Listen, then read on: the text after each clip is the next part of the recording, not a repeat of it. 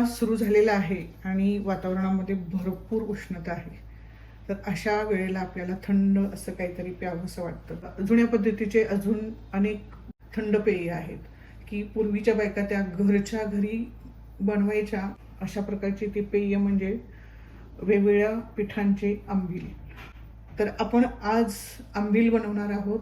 तर सगळ्यात पौष्टिक आंबील म्हटलं तर ज्वारीच्या पिठाचं आणि नाचणीच्या पिठाचं आंबील आपण घरच्या घरी थेट थंड पेय बनवू शकतो. आता नाचणीचं पीठ म्हटलं तर त्याच्यामध्ये आयर्न, कॅल्शियम भरपूर प्रमाणात असतं.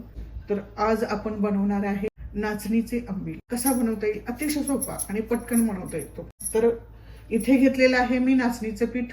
हे बाजारातलं पीठ नाही. तुम्ही घरच्या घरी सुद्धा 1-2 किलो नाचणी आणून ती स्वच्छ करून गिरणीमध्ये दळून आणू शकता. बाउल घेतलेला आहे.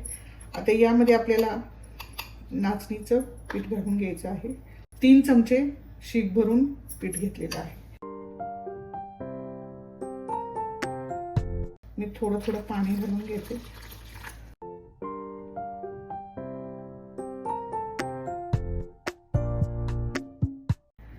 आणि एकही गुठळी राहणार नाही याची काळजी घ्यायची. एक स्मूथ बॅटर तयार करायचं आपल्याला.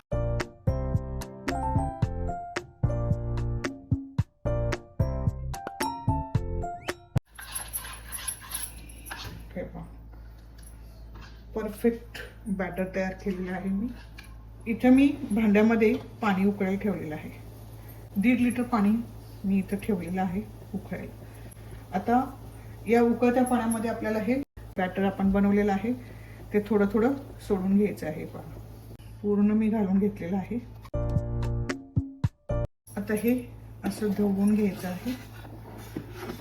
सतत ढवळत राहायचं आहे कारण याच्यामध्ये गुठळ्या झाल्या नाही पाहिजेत.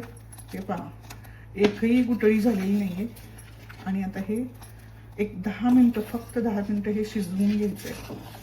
चांगलं शिजवून घ्यायचं आहे. जसं आपण शिजवू तसं हे थोडंसं घट्ट व्हायला लागतं.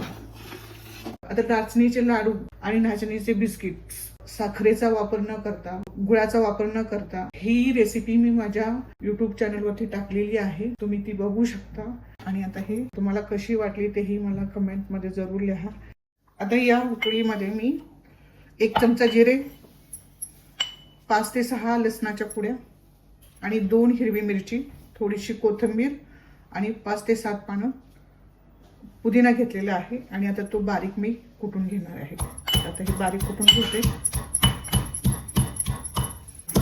छान असं बारीक कुटून घेतलेलं आहे.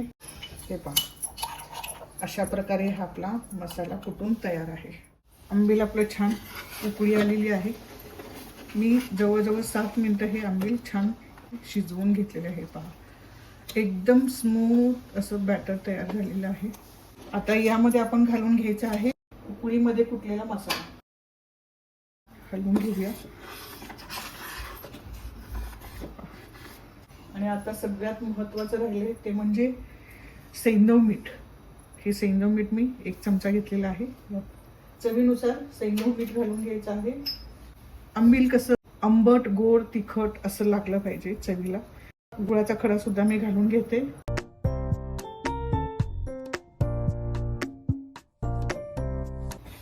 अशा प्रकारे हे दाटसर झालेलं आंबील आपलं तयार आहे.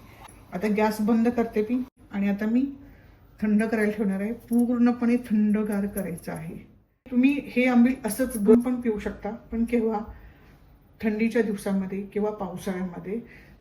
समर सीझन चालू आहे, उन्हाळा चालू आहे, गरमीचे दिवस आहेत आणि गरमीच्या दिवसामध्ये आपल्याला हे थंड पेय करून प्यायचं आहे. तर त्यासाठी आपल्याला हे शिजवलेलं आंबील आहे ते पूर्णपणे थंड करून घ्यायचं आहे. आणि हे पाणी अधूनमधून बदलत राहायचं. आंबील एकदम थंड झालेलं आहे. तुम्ही बघू शकता मी पूर्णपणे थंड करून घेतलेलं आहे. फ्रेश ताक ताजं आत्ताच मी बनवलं आहे. हे पहा, रवीने घुसळून घेतलेलं आहे आणि फ्रीजमध्ये थंड करून घेतलेलं आहे. हे पहा, आपल्याला यामध्ये घालायचं आहे ताक. वाव. आणि हे तयार आहे. आता तुम्ही त्याचा आस्वाद घेऊ शकता. वाव, दाटसर असं हे नाचणीचं आंबील तयार आहे.